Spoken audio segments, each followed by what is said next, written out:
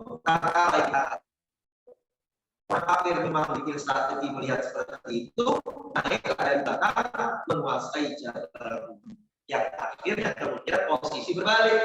Orang-orang Islam ada di bawah bukit, orang-orang kafir sudah menguasai atas bukit. Yang terjadilah kekalahan yang ada pada perang Uhud itu. Jadi para jamaah dalam keseluruhan daripada perjuangan itu ada orang-orang apa? Munafik. Masya Allah. Semoga kita terhindar daripada perkara-perkara yang seperti itu, perkara-perkara kemunafikan, ya, yang mana munafik itu dikecam dalam agama luar biasa. Maka jamaah yang muliakan oleh Allah Subhanahu Wa Taala. Jadi Allah Taala menyebutkan wa mimman haulakum minal a'rabi munafiqin. Ya, di antara orang-orang yang ada di sekitarmu ya Rasulullah, orang-orang Badu ada munafik, wa min ahli Madinah, dan juga di antara ahli Madinah juga ada orang munafiknya juga. Oh, Masya Allah. Ya. Orang seperti itu akan mendapatkan azab dunia, azab akhirat. Ya. Sanu'adzibuhum marratain. Maka kami azab, kata Allah, dua kali sebagaimana mengatakan dunianya diazab yaitu kalah, terbunuh dan sebagainya, atau bilju, ya, insyaallah, wa adzabil qabr, ya, dan juga azab kubur yang menanti, tsumma turaduna ila adzabin alim. Wa qala Al-Hasan Al-Basri azabun fid dunya wa azabun fil qabri. Dua azab itu, azab di dunia berupa kekalahan, kepusingan dan sebagainya, dan azab yang ada di kuburan, yaitu azab akhirat. Wa qala Ibnu Zaid itu imma azab dunya wal amwal wal aulad, hartanya, anaknya, ada masalah,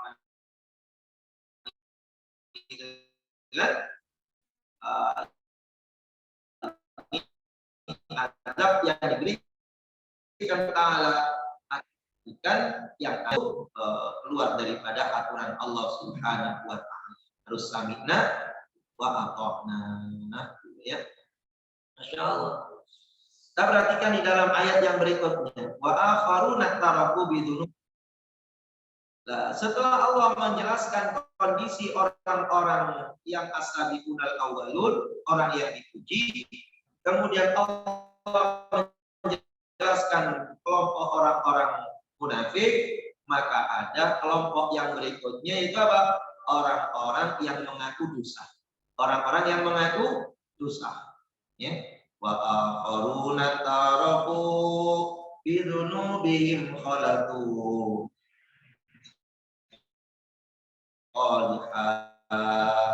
Dan di antara orang-orang lain mengakui dosa-dosa, ya, menjadi amal-amal yang baik,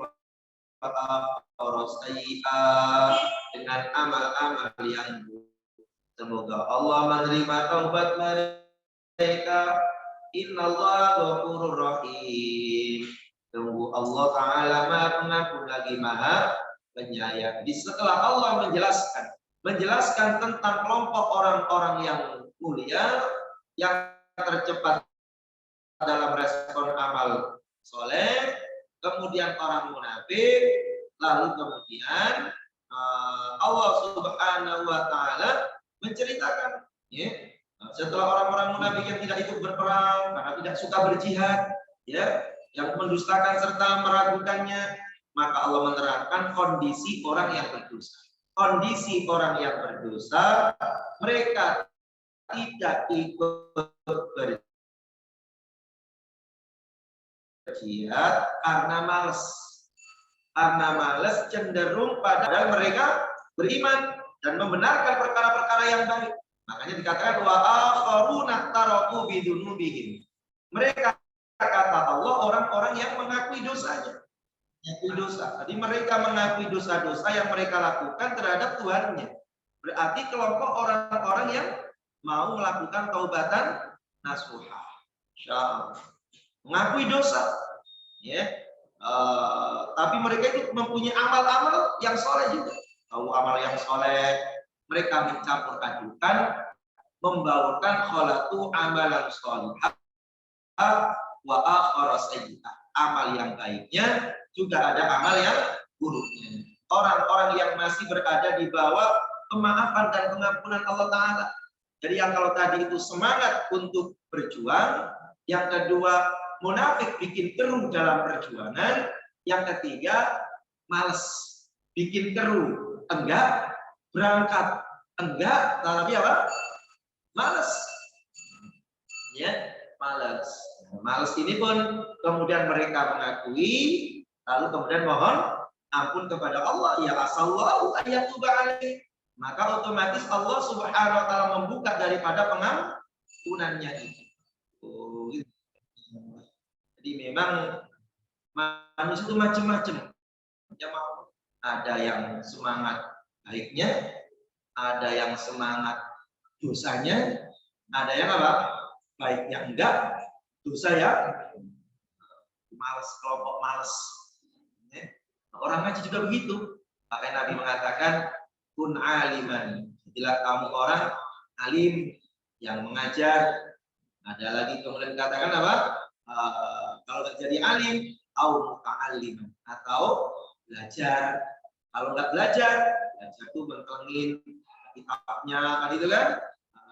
Au mustami'an, paling nggak jadi kelompok yang tukang dengar, ya, setengah ngantuk, setengah merem, setengah enggak, hidup enggan mati tak mau, ya.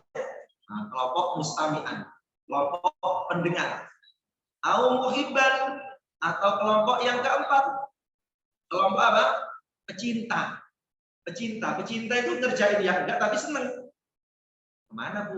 Mau ngaji. Hati-hati. Ya. Oh, enggak ikut? Cucu. Mau, ya. Tapi seneng. Lihat orang itu seneng. Maka jangan jadi kelompok yang kelima. Apa yang kelima itu? Tukang recok. Oh, ya. Tukang apa? Tukang recokin. Oh, Masya Allah. Ya, tukang recokin pengajian, tukang recokin kurban, tukang recok, ya. Senang juga enggak, amal juga enggak. Jangan sama. Nah, manusia beda-beda. Ada yang semangat tinggi, ada yang biasa, ada yang lemes, ada yang lemes banget. Insya Allah. Nah, wa akharuna taraku bidunubihim. Ya, Masya Allah, ya. Lah, sebagian mengatakan jamaah muliakan oleh Allah Subhanahu wa taala, ya.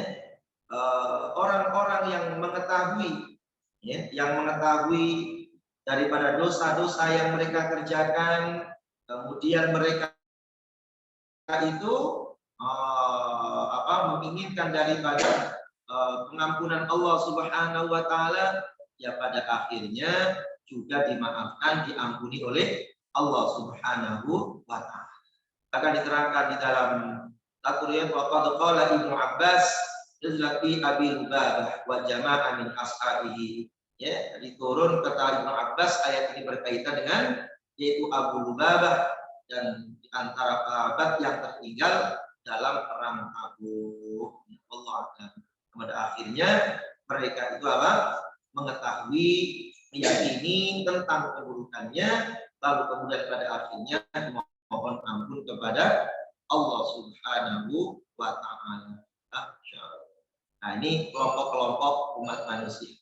Bahkan dalam satu riwayat cerita jamaah muliakan taala, bahwasanya Rasulullah sallallahu alaihi wasallam mengatakan, tadi malam aku ini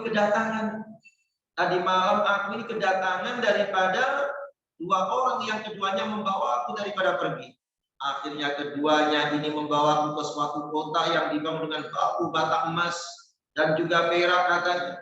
Lalu kemudian kami disambut oleh banyak kaum lelaki yang separuh dari tubuh mereka itu berupa orang-orang yang paling tampan yang pernah kau lihat, sedangkan separuh itulah dikatakan oleh beliau Nabi Shallallahu Alaihi Wasallam, ya, berupa orang-orang yang paling buruk yang pernah juga kau lihat.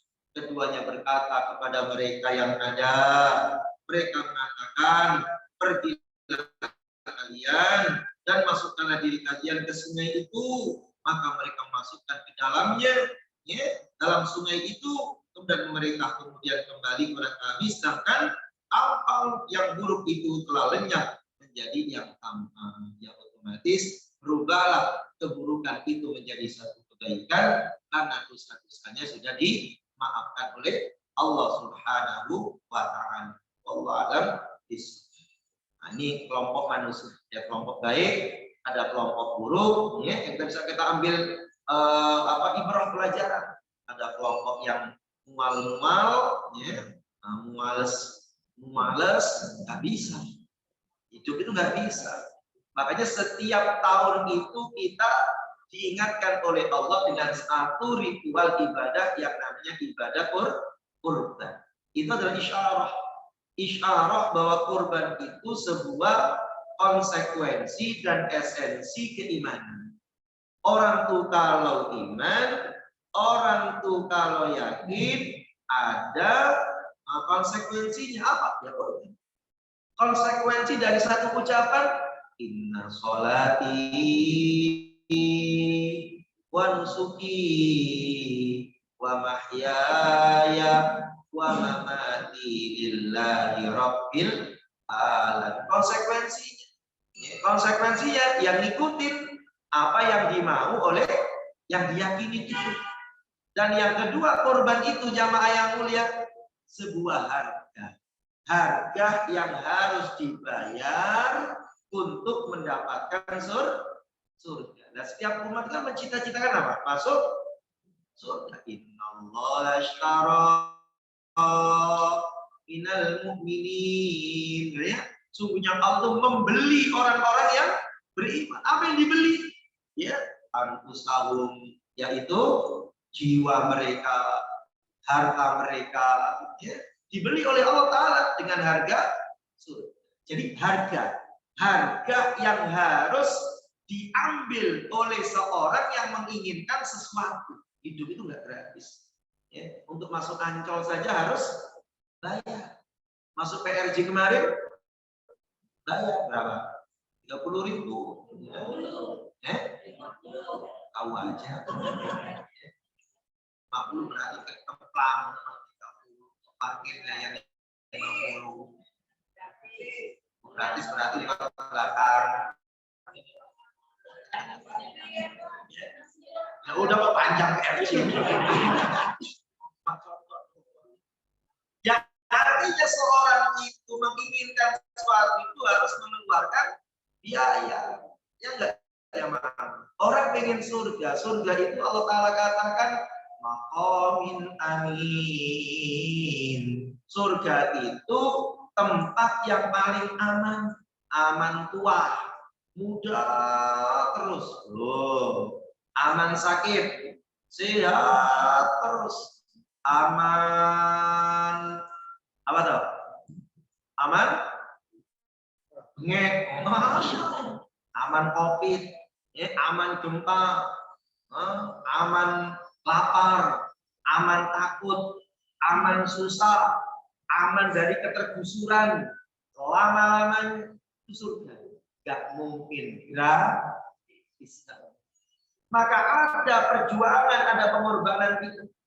Sehingga Nabi pun mengatakan inna silatallahi wa inna silatallahi jannah. Allah itu punya dagangan. Dan dagangan Allah itu mahal. Dagangan Allah berupa surga. Ya ada ceritanya orang hidup kuya-kuya mati masuk. Gak mungkin surga kayak begitu. Mau ke impian Jaya Ancol, impian itu yang bayar. Ini kenyataan, gak mungkin. Tetapi kata Nabi, untuk menuju itu ternyata tidak dibiarkan oleh Allah jalannya bertabur bunga. Ini masalah. Sehingga Nabi pun mengatakan, ufatil jannatu bil makarih wa ufatin naru bisyahawat. Surga itu dikelilingi dengan yang tidak menyenangkan. Sedangkan neraka dikelilingi dengan yang menyenangkan. Surga itu Masya Allah dikelilingi nggak menyenangkan. Orang-orang enak tidur, tarik selimut, kita ambil air wudhu, ya Allah dingin. Orang-orang enak-enak ngorok, kita harus jalan ke masjid, hayya 'alas shalah. Ini orang-orang lagi nonton sinetron, kita lagi buka ayat Al-Quran, ya boyok umat mata pun endut, ya kepala ada cenut-cenut, ya, masya Allah, ya, punggung pengen diapain, dirangkap dengan tembok, kaki tepuk kanan, tepuk kiri, keluarin ke belakang, ya, taruh ke depan, pijitin sendiri, begitu lagunya, muter aja aja, kanan, kiri, ke belakang, tepuk lagi, pijitin lagi. Lagunya surga itu begitu. Kenapa kok begitu? Karena memang mahal, nggak murah surga itu. Makanya kata Allah, ya ayyuhal insanu innaka kadihun ila rabbika kadhan famulaqi. Manusia, kalian itu pekerja. Jadi salah kalau orang mengatakan yang ngaji-ngaji itu orang yang nganggur-nganggur. Yang sholat jamaah itu orang nganggur. Kami pekerja hebat, lebih hebat daripada kalian. Kalian itu kami sudah bangun. Ya kalian nyantai, kami sudah baca Quran. Itu namanya apa ya? Pekerja. Jadi nggak mungkin kemudian dibiarkan oleh Allah kerja tanpa upah, itu nggak mungkin. Makanya kemudian kata Nabi Shallallahu Alaihi Wasallam dalam suatu riwayat hadis, idza wudi'atil janazah. Ketika jenazah itu sudah diangkat di atas leher manusia. Ketika jenazah sudah di atas leher manusia, mau diberangkatin ke kuburan, ya, wa ingka ghair wa salihah. Bila ia orang yang baik, maka ia mengatakan qaddimuni, segerakan aku dong, cepet dong. Nabi mengatakan asri'u bil janazah, cepet-cepetin kuburkan jenazah. Kenapa? Sebab tidak ada hal yang paling dirindukan oleh seorang pekerja kecuali dapat gaji, upah. Kalau nggak dapat upah ngapain? Ya enggak? Kita itu sudah dikasih oleh Allah Ta'ala upah besar. Ditawarin upah gede saja, kadang orang masih males. Itu jamaah rahmatullah. Makanya perang, apalagi perang itu resikonya adalah mati, anak yatim, istri janda. Makanya Abdullah bin Ubay ngomong, nanti kalau kemudian kita tunggu di Jabal Uhud, kota Madinah gerbangnya nggak ada yang nunggu, nanti gimana istri kita? Nanti gimana? Ya, seperti itu. Masya Allah, resiko seperti itu. Maka dikatakan bahwasanya perlu yang namanya berkorban. Itu pada waktu korban harta, korban macam-macam. Ya, iya mau. Maka disebutkan ada orang-orang yang resiko yang besar hijrah dari kota Makkah menuju Madinah 450 km, as-sabiqunal awwalun minal muhajirin wal ansar. Ada kelompok yang lebih munafik, ada kelompok yang malas dan sebagainya. Hidup itu pilihan. Tapi setiap pilihan itu ada resiko. Insyaallah. Sekarang kita lanjutkan ayat yang berikutnya 104. Kita baca bismillah. Bismillahirrahmanirrahim. Khudh min amwalihim shadaqatan tutahhiruhum wa tuzakkihim wa shalli 'alaihim inna salataka sakanun lahum wallahu sami'un 'alim. Alam ya'lamu anna Allah wa yaqbalu tawbata 'an ibadihi wa yaqulu shadaqat wa anna Allah huwat tawwabur rahim. Khudh, ambillah. Di Allah perintahkan kepada Nabi sallallahu alaihi wasallam bi ayakhudha min amwalihim shadaqah. Ambillah, kata Allah Subhanahu wa taala, harta mereka menjadi sedekah yang mensucikan mereka, yang membersihkan mereka. Masyaallah. Wa shalli 'alaihim, dan doakanlah mereka. Ya, jadi ini satu adab juga bagi orang yang menerima daripada sedekah ataupun juga pemberian itu. Ambillah, kata Allah Subhanahu wa taala, daripada harta mereka menjadi sedekah untuk menjadi pembersih, untuk menjadi penyuci, ya, insyaallah.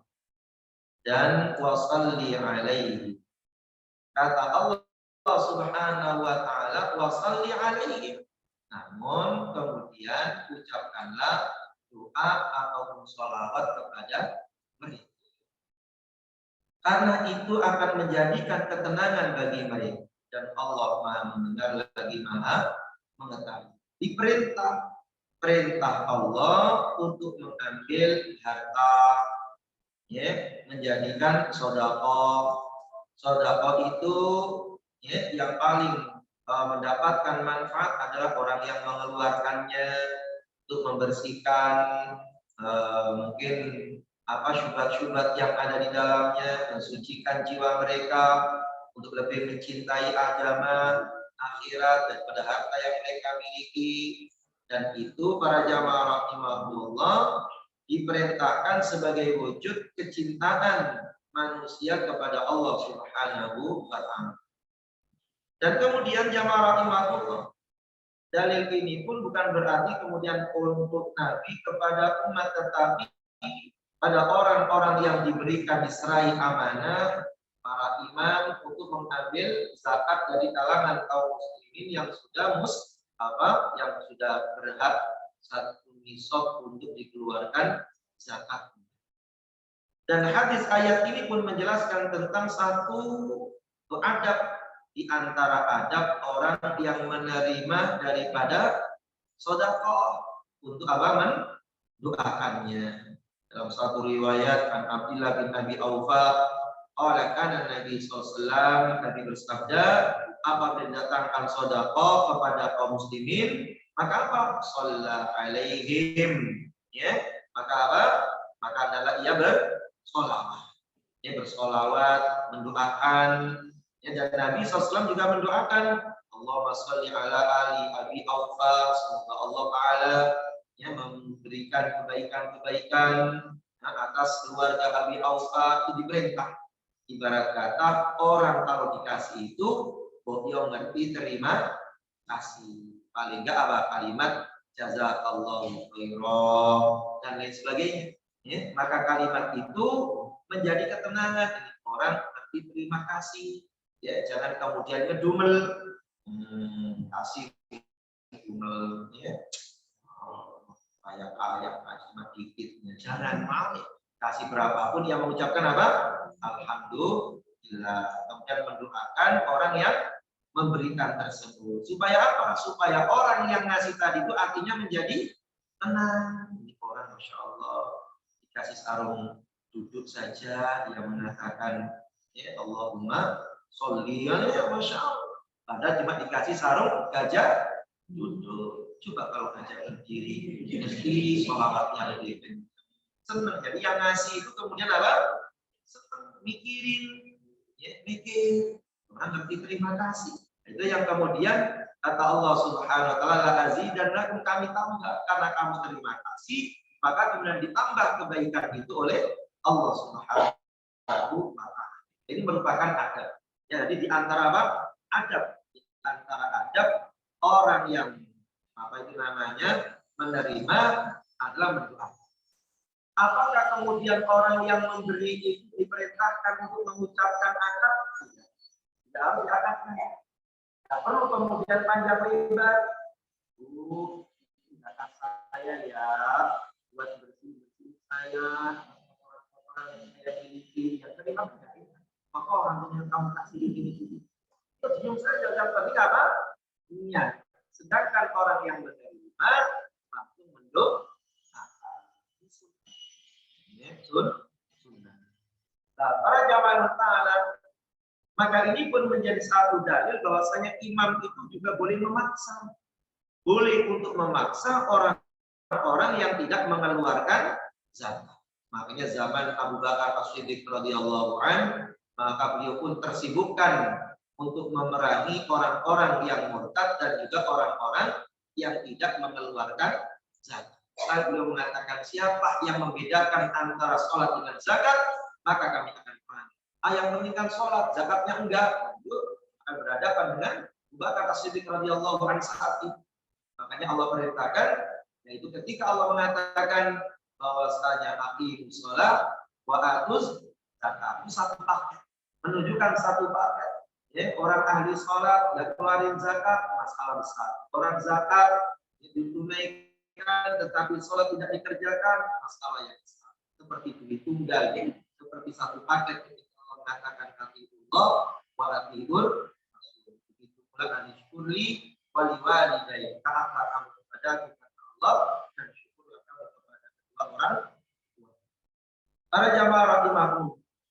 Maka Allah Subhanahu wa taala menjelaskan di dalam ayat tersebut harus diambil.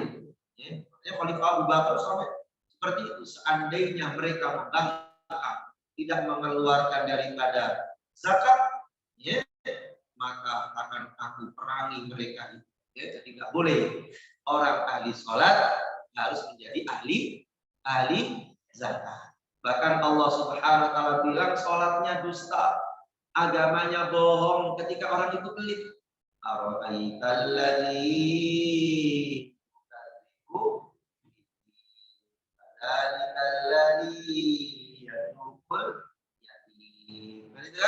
Bohong dia itu. Pak, orang itu ahli ibadah apaan? Zakat aja nggak pernah ditunaikan. Ya, berarti ia tidak mencintai daripada agama ini. Tanda cinta itu yang keluarkan harta yang menjadi titipan Allah. Bahkan ulama mengatakan, ya jangan bangga orang zakat. Ya, wong hartanya itu bukan miliknya dia, hakikatnya adalah miliknya Allah Subhanahu wa taala. Jadi para jemaah, kadang-kadang kasih sedikit tetapi berkuar-kuar. Namanya haji pentil. Pentil itu masuknya kecil, keluarnya gede. Jangan pentil keluarnya gede. Masuknya gede, keluarnya kecil. Udah kecil pakai bunyi. Namanya apa? Ngasih dikit tapi keluar. Namanya apa, Bu? Bu Haji pentil. Ya Pak, Bu Haji pentil. Maka mati aja. Ada orang kaya dan pelit dalam hati aja. Dalam hati, nggak usah diomongin. Masya. Tapi orang pelit itu matinya agak panjang. Biasanya awet. Masya. Yang dermawan kadang-kadang diambil duluan oleh Allah Ta'ala. Yang pelit-pelit itu awet. Ya. Awet.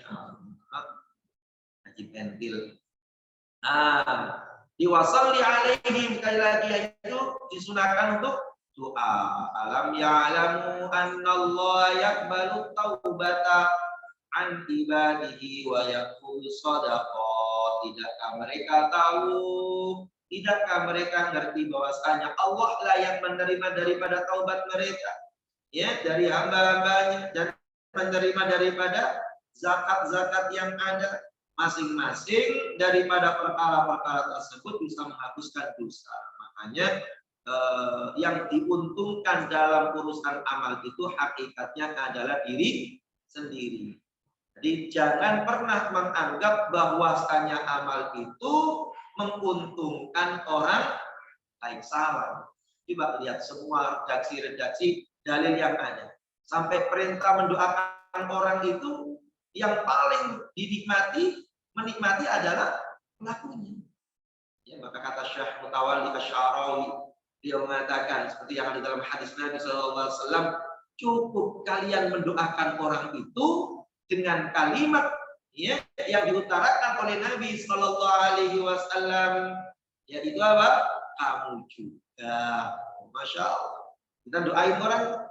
Jadi hakikatnya apa? Malaikat akan mendoakan kita.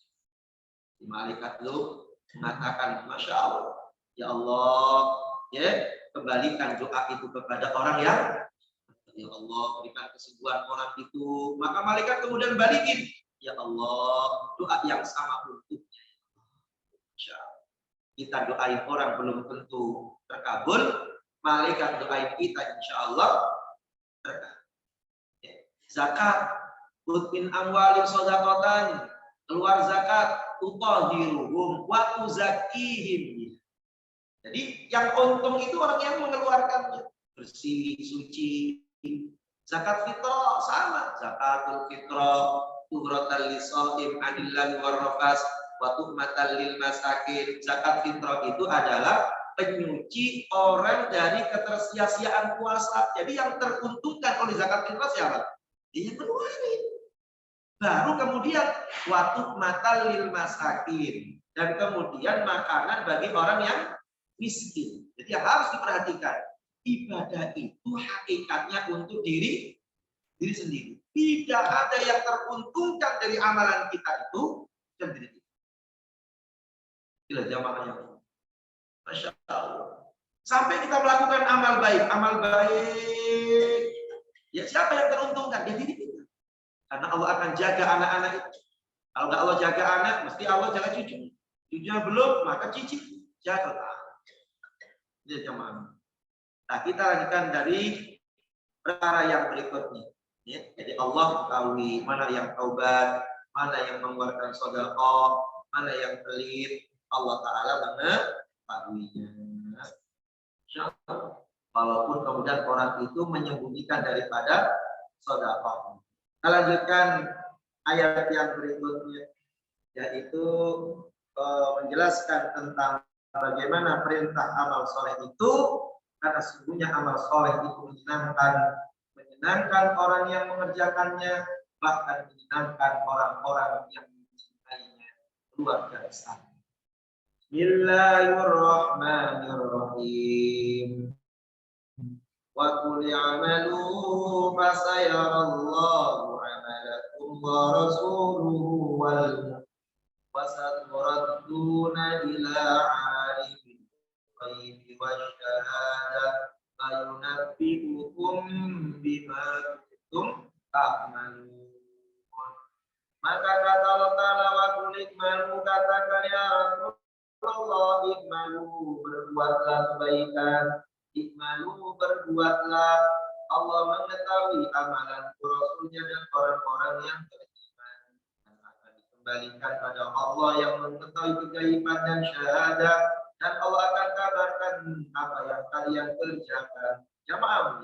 Jadi ayat ini menjelaskan bahwasanya amal-amal kebaikan itu akan menguntungkan diri kita juga, dipandang oleh Allah Taala, diketahui oleh Nabi Shallallahu Alaihi Wasallam. Bahkan jamaah rahimahumullah akan diketahui oleh orang-orang yang mati yang menjadi keluarga. Makanya dalam salah satu tafsir yang ada, insyaallah sekecil apapun yang ada, faqad warada anna a'mal al-ahya, amalan-amalan orang yang hidup itu turadu alal amwat, akan ditampilkan oleh Allah kepada orang-orang yang sudah meninggal. Minal aqriba wal asyair fil barzah, pada kerabatnya, pada keluarganya di alam barzah. Kama warada anin Nabi sallallahu alaihi wasallam annahu qala inna amal turadu ala aqrabaikum wa asyairakum minal amwat.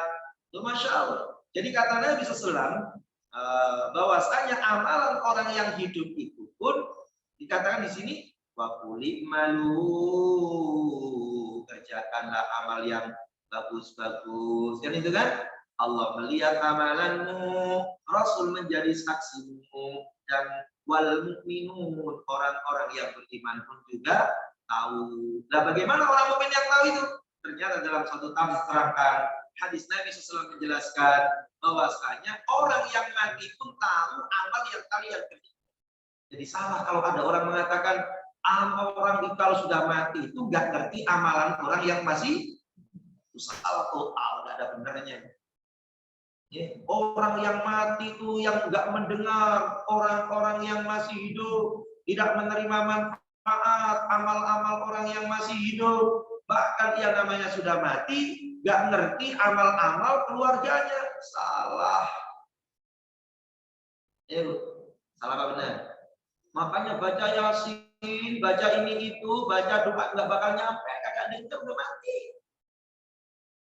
Ya. Orang mati itu bener apa enggak?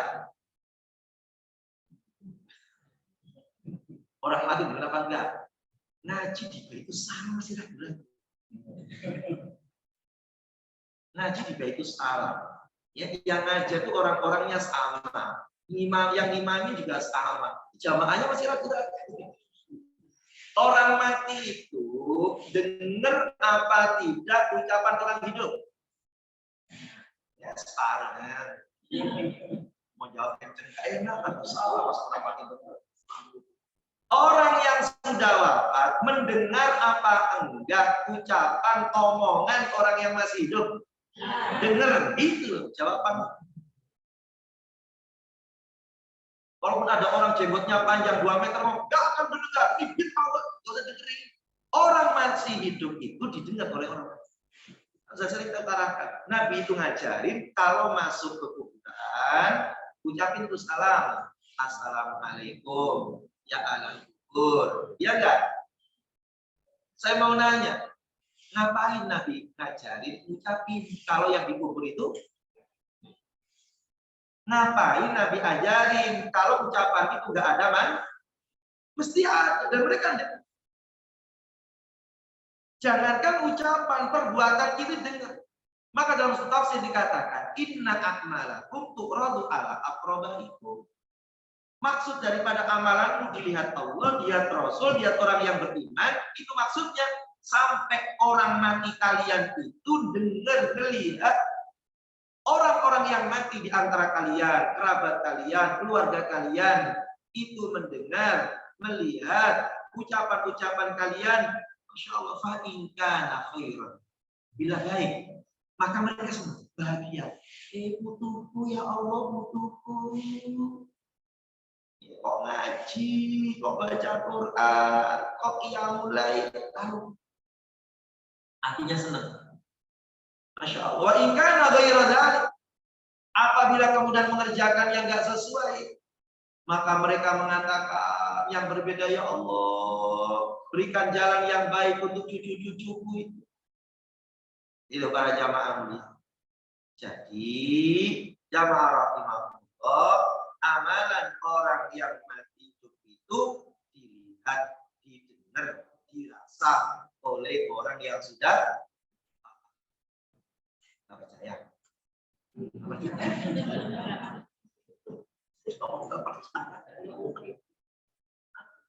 Mana dalilnya? Ya sahabat dalilnya antara lain ayat ini. Ayat ini mengatakan beramallah, amal kalian dilihat oleh Allah, Rasul, dan kaum muslim. Dalam tafsir dikatakan amal kalian akan disodorkan oleh Allah di hadapan orang-orang yang mati di antara kerabat kalian, di antara keluarga kalian. Masya Allah. Maka berbuatlah amalan yang saleh. Bagaimana Pak cara bakti ke orang tua yang sudah mati? Bertekadlah menjadi orang soleh, maka semua amalannya dia akan tahu dan dia akan menjadi orang yang baik. Itu amalnya. Ya, bahkan terangkan dalam kitab I'anatul Talib juz 2-nya itu. Ya, sampai kemudian status hukukul walidain itu bisa berubah. Bisa durhaka ke orang tua itu bisa berubah menjadi orang yang bakti ke orang tua. Ketika kemudian masa hidup orang tuanya dia belum sempat untuk melakukan kebaikan, lalu kemudian setelah wafatnya yang melakukan kebaikan, ya kunjungi kuburannya, yang mendoakan daripada orang tuanya, maka statusnya berubah menjadi orang yang bakti kepada perubahan status. Nah ini nyampe, amalan itu nyampe. Ya, makanya Nabi ajarkan itu. Lupa katanya idza mata ibnu Adam in qata amalu illa min salasin. Anak Adam itu kalau wafat maka putus amalannya kecuali 3 perkara. Itu yang putus bukan amalan siapa? Bukan amalan orang hidup kepada yang meninggal, tapi amalannya, domirnya itu kembali kepada almarhum yang mati tadi. Amalan orang ini putus, nggak bisa ngaji lagi, nggak bisa sholat lagi, nggak bisa zikir lagi, kecuali amalannya yang masih lestari. Apa itu? Sedekah jariyah. Sedekahnya siapa? Ya almarhum, tapi masih jalan nilainya. Ya, atau ilmu yang manfaat, ilmunya almarhum, orangnya meninggal, ilmunya masih jalan. Ya, atau anak yang soleh mendoakannya, anaknya almarhum, Orangnya wafat, anaknya soleh, didikannya almarhum, nyambung, amalannya almarhum. Hadis itu tidak mengatakan dan utuslah amalan orang hidup kepadanya. Ya, jadi amalan orang hidup itu masih nyambung kepada orang yang sudah wafat. Bahkan diketahui oleh orang yang sudah wafat. Di mana dalilnya? 105 surah At-Taubah dalam tafsiran. Antara lain. Nah, sirat ragu lagi. Masih ragu-ragu, jangan. Ngaji itu harus man. Wallahu a'lam bishawab. Ya, di sini ada yang tanyakan, silahkan. Ya, gimana beliau?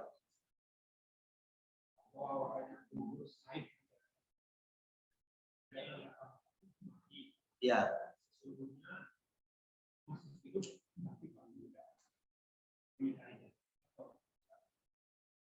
Ya, manusia itu di dalam Al-Quran ada yang sudah wafat, tapi dibilang Quran masih hidup.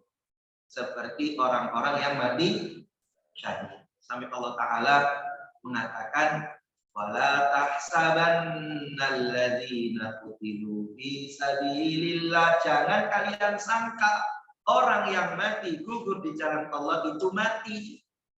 Sampai Allah katakan orangnya mati tapi dibilang oleh Allah, jangan kamu bilang mati. Mereka itu hidup, bahkan mereka mendapatkan kenikmatan. Farihina bima atahum, sampai mendapatkan kebahagiaan. Itu dalam arti rohani, arti kehidupan yang ada di barzah, dan mereka itu hidup. Mereka mendapatkan kenikmatan, ya, mereka mendapatkan kebahagiaan, ya. Bukan sebagaimana kalimat yang dikatakan mati dalam arti total tidak mendapatkan, tidak merasakan sesuatu. Tapi sebaliknya, dalam surah Fatir ada orang itu hidup tapi dibilang oleh Allah orang sudah mati. Orangnya hidup dibilang oleh Allah mati. Dalam surah Fatir itu, ya, Masya Allah. Nah, itulah kemudian kata Allah Subhanahu wa Ta'ala, itu gambaran orang-orang yang munafik. Orang munafik, orangnya hidup tetapi seperti orang mati, yang mana mereka itu tidak mendengar ucapan kalian. Dikatakan tidak mendengar itu, ini dipakai dalil orang yang mengatakan orang mati itu nggak akan bisa mendengar. Ya. Dia akan mendengar seruan kalian. Tidak mendengar itu bukan berarti tuli atau tidak mendengar sama sekali, tetapi tidak mampu respon. Orang mati itu dengar tapi nggak ada respon.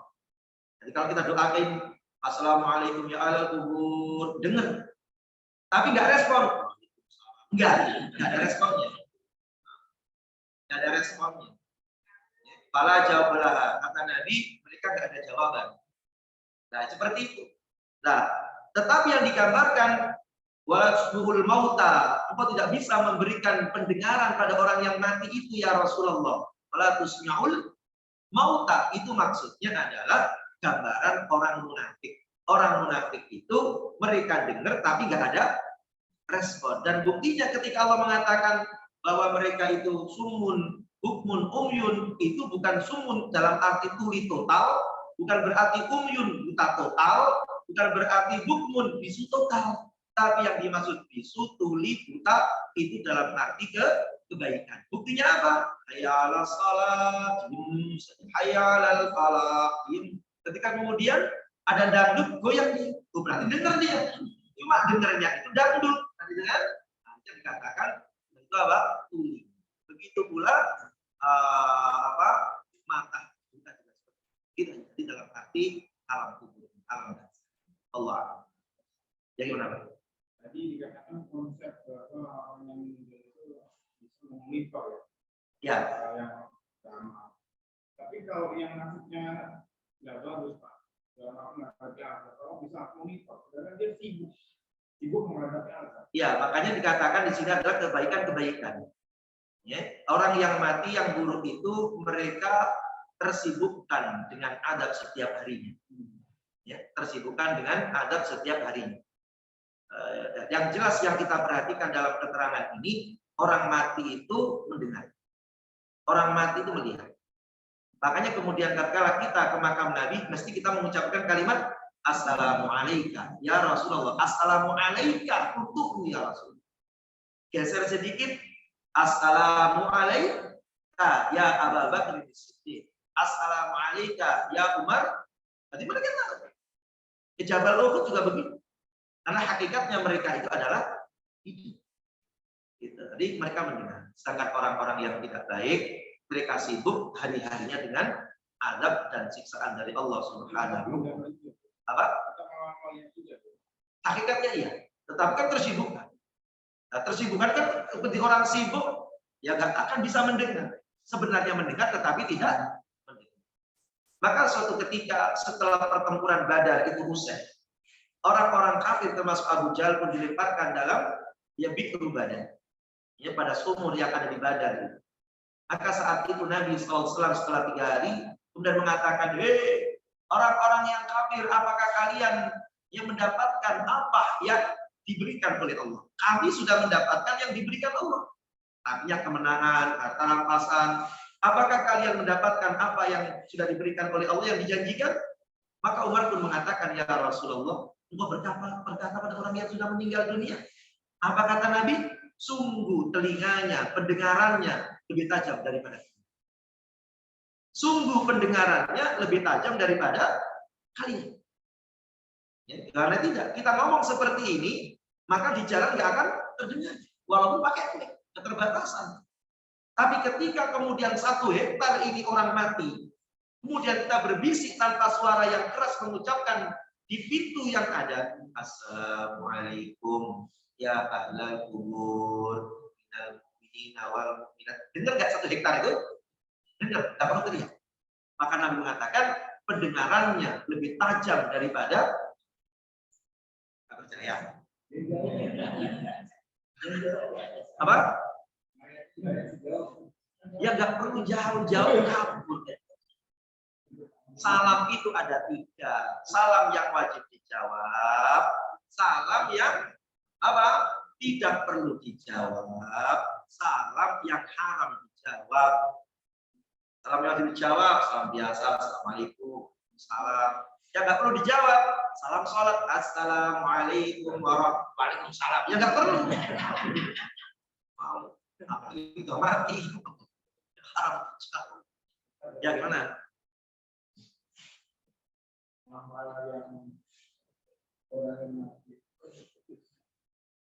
Amal orang mati putus.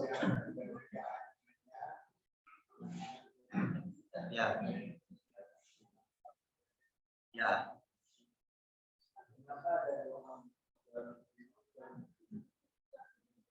Doa muslimin muslimat. Kenapa? Memang. Jadi kata Allah Ta'ala 3 hal. Catat itu. 3 hal yang bermanfaat untuk orang setelah wafat. Apa 3 hal yang bermanfaat setelah wafat itu? Pertama, amal yang dikerjakan sebelum wafat. Amal soleh sebelum wafat itu akan bermanfaat. Wanaktubu ma qaddamu wa atharahum wa kulla syai'in ahsaynahu fi imamin. Tadi yang pertama, wanaktubu ma qaddamu, amal yang dikerjakan sebelum wafat. Yang kedua, wa atharahum, bekas. Tadi yang kedua adalah amal yang lestari setelah wafat. Itu yang disebut dengan amal lebih panjang dari umur. Orangnya umur pendek, tidak ada masalah. Tetapi amalnya panjang. Lihat Syekh Ali Jabir, umur pendek, 40. Tetapi amal panjang. Dia sudah telurkan generasi-generasi dalam Quran. Generasi-generasi yang hafal Al-Quran. Umurnya pendek, amalnya panjang. Itu namanya asarahum, asar. Bekas kebaikan. Bekas kebaikan itu amal jariah, masjidnya masih eksis. Ya, asarohum itu ajakan-ajakan ibadahnya, itu ilmunya. Asarohum itu anak-anak yang dilahirkannya, itu asarohum. Dan yang ketiga, di 3 amal yang bermanfaat setelah mati itu pertama tadi apa? Amal soleh sebelum wafat. Yang kedua amal yang lestari setelah wafat. Yang ketiga amal orang lain untuknya. Amal orang lain untuknya. Ya. Siapa itu? Ya orang lain. Satu ketika kami pun mendapatkan sumbangan, yaitu ketika bangun masjid, Ustaz, ini sumbangan dari kami untuk bulan. Katanya siapa ini? Teman, teman. Kok teman tumben? Iya, dulu teman kuliah baik, lama nggak ketemu puluhan tahun. Dengar kabar ketemu ternyata lebih saya teringat kebaikan.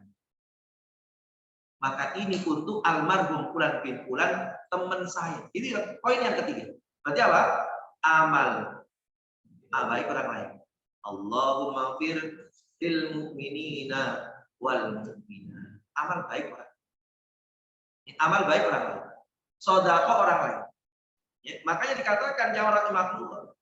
Hadis kemudian Aisyah radhiyallahu anha yang kemudian ada orang yang bertanya, ya Rasulullah, ya, apakah aku sedekah untuk ibuku? Ya, bolehkah aku sedekah untuk ibuku? Jawaban Nabi, iya. Apakah sampai iya? Ya. Maka dikatakan sampai kemudian oleh Syekh Nasruddin Al-Albani, iya, jika anak kandung. Dikatakan oleh Syekh Utsaimin mengatakan iya, jika keluarganya. Agak lebar. Dikatakan oleh kelompok kita, ulama-ulama kita, iya. Ya, siapapun yang memberikannya. Panjang lagi, lebar. Anda anak kandung, Anda keluarga atau bukan keluarga, berbuat baik itu kemudian masih nyambung. Ibnu Qayyim mengatakan, karena sungguhnya itu adalah amalannya yang pernah tertanam di dunia. Maka tadi saya teringat dia saat kuliah. Berarti kebaikan yang pernah ditanam. Ya, gitu loh Pak. Kalau orang nggak pernah doain orang mati, nggak bakalan dia didoain kalau mati. Ya, catat aja. Suruh doain orang mati aja keponya orang biasa alergi. Kamu mati nggak bakal doain orang lain. Ya, jadi berarti amal yang ditanam oleh orang itu. Itu Pak. Jadi itu amalan orang lain untuk almarhum. Dan nggak mungkin orang lain amal baik untuk almarhum jika almarhum tidak nanam. Contoh gini, nggak usah jauh-jauh. Cucu, doain nenek malam Jumat. Ya, loh, doain nenek kok nggak mau itu loh. Nenek sudah 100 hari. Enggak mama, ngapain? Nenek pelit. Cucu bisa bilang, nenek pelit. Dulu nenek waktu hidup itu pelit, janjiin doang, janjiin ke Indomaret, janjiin ke Alfamart, janjiin doang, nenek sampai mati. Loh, cucu aja nggak mau doain neneknya, apalagi tetangganya. Jadi itu namanya orang lain. Kamu coba kalau orang itu sering kasih makan, ya Allah, yang ngasih makan ini kan udah mati. Kita doain ya bapak-bapak, ibu-ibu loh. Berarti kan pernah nanam kebaikan. Gitu. Allah. Ya Pak Ji.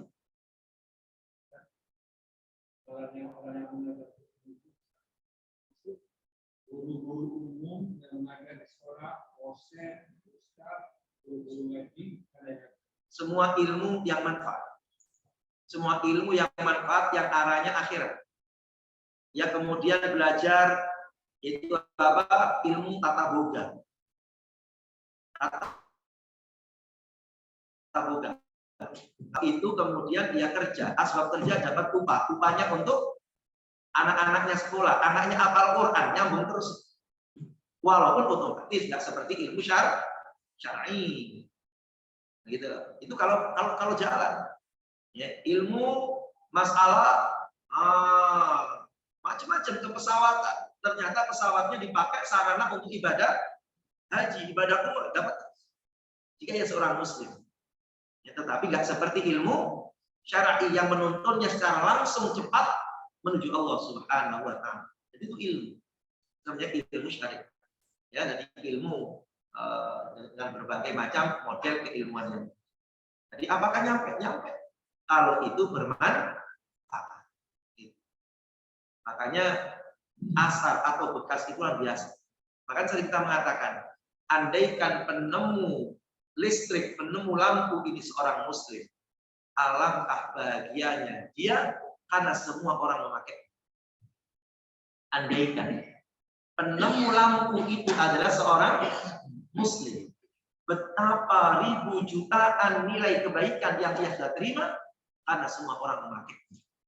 Baca Quran, tawaf di Masjidil Haram, semua asbab. Tetapi bila kemudian itu tidak sebagai seorang muslim, maka otomatis putuslah dengan kesyirikan itu kepada Allah. Namanya amal kebaikan. Makanya 3 itu yang dikatakan tadi itu cuma sebagian. Dalam keterangan yang lain banyak. Ya, masjid dan banawi, masjid yang dibangunnya, kemudian jalan yang diaspalnya, kemudian irigasi, got yang diselesaikannya sehingga orang tidak banjir, itu semuanya adalah masuk dalam kalimat asarohum, yaitu amal-amal yang besar. Udah Bu? Ulang ya. Terus keutamaan manfaat. Semoga kita bisa memperpanjang daripada amal kita walaupun setelah wafat kita. Maka kata guru kami mengatakan paling enggak harus ada peninggalan.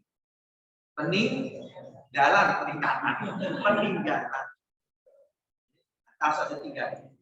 Kalau kita sudah mati itu harus ada yang ditinggali. Entah itu musolanya, entah itu TPA-nya, entah itu rumah musafirnya, entah itu pengajiannya, harus ada. Dan itu yang akan menjadikan panjangnya amal kita. Bila tidak, maka amalan kita hanya sesuai dengan umur kita saja, tidak terlalu panjang. Semoga manfaat. Subhanallah wa bihamdika, asyhadu an la ilaha illa anta, astaghfiruka wa atubu ilaik. Assalamualaikum warahmatullahi wabarakatuh.